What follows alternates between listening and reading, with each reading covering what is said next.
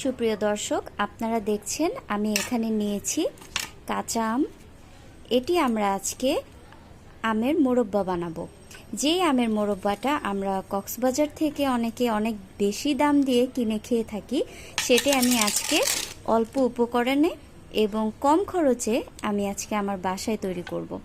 এখানে আমি কাঁচা আমগুলোকে প্রথমে ছিলে তারপর এগুলোকে পরিষ্কার পানি দিয়ে ধুয়ে নিয়েছি।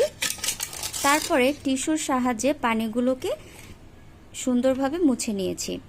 এরপরে আমি এখানে দিয়েছি সামান্য লবণ এবং পর্যাপ্ত পরিমাণের চিনি দিয়ে নিয়েছি। মোরব্বা করতে যে চিনি খুব বেশি লাগে, তার জন্য আমি একটু বেশি করে চিনি দিয়ে নিয়েছি।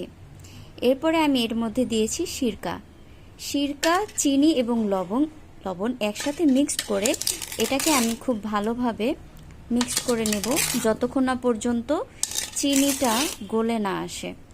এভাবে মিক্সড করতে হবে। মিক্সড করা হয়ে গেলে তারপর আমরা এটাকে 1 ঘন্টার জন্য রেস্টে রেখে দেব। 1 ঘন্টা রেস্টে রাখার পর আমরা চুলায় এটিকে জাল করে নেব। এখান থেকে পানি ছেড়ে দিবে, আপনারা 1 ঘন্টা পরে সেটা দেখতেই পাবেন। তো চলুন বন্ধুরা, দেখা যাক।